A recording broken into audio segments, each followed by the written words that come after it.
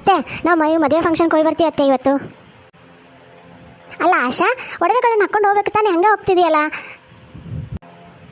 ಯಾಕೆ ನನ್ನ ಒಡವೆಗಳು ಇದಾವಲ್ಲ, ಹಾಕ್ಕೊಂಡು ಹೋಗ್ಬೇಕಲ್ವಲ್ವಾ?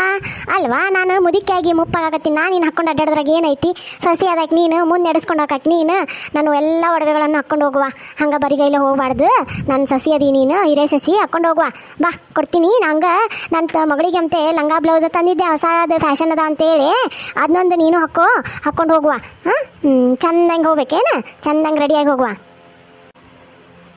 ಆಯ್ತು ರೀ ಅತ್ತೆ. ನೋಡು, ಇವಾಗ ಹೆಂಗೆ ಮಹಾಲಕ್ಷ್ಮಿ ಕಣ್ಣಂಗೆ ಕಾಣಕತ್ತೀಯ. ಎಲ್ಲ ಒಡವೆಗಳು ಹಾಕ್ಕೊಂಡ್ರೆ ಹೆಣ್ಮಕ್ಳಿಲ್ಲ ಲಕ್ಷಣ. ಹೋಯ್ ಬಾರವ್ವ, ಚಂದಂಗೆ ಹೋಯ್ ಬಾ, ಹುಷಾರಾಗಿ ಕರ್ಕೊಂಡು ಹೋಯ್ ಬಾರಪ್ಪ.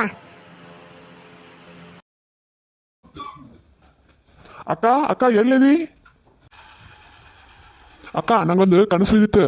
ಆ ಕನಸ್ನಾಗ ನೀನು ಮದುವೆ ಆಗಿತ್ತು.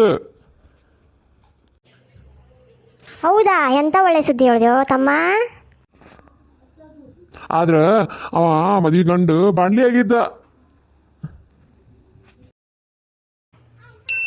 ರೀ, ನಿಂಗೆ ಫೋನ್ ಬರಾಕತ್ತೈತಿ ನೋಡು, ಕನ್ಸಿನ ರಾಣಿ ಅಂತ ಐತ್ರಿ ಫೋನ್ ಹೆಸರು. ಅಲ್ಲ, ನಾನು ಕುರುಬರ ರಾಣಿ ಕೇಳೀನಿ, ಈ ಕನ್ಸಿನ ರಾಣಿ ಯಾರು?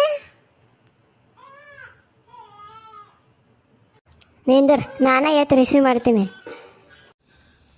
ರಾಣಿ ಫೋನ್ ಮಾಡಿದ್ದೇನೆ, ಬಾ ಚಲೋ ಆಯ್ತು ಬಿಡು. ನಾನ ಮಾಡ್ಬೇಕಂತ ಮಾಡಿದ್ದೆ. ನನ್ನ ಹೆಂಡತಿ ಫೋನ್ ರಿಸೀವ್ ಮಾಡ್ಯಾಳ, ಹಂಗ ಲೌಡ್ ಸ್ಪೀಕರು ಇಟ್ಟಾಳ.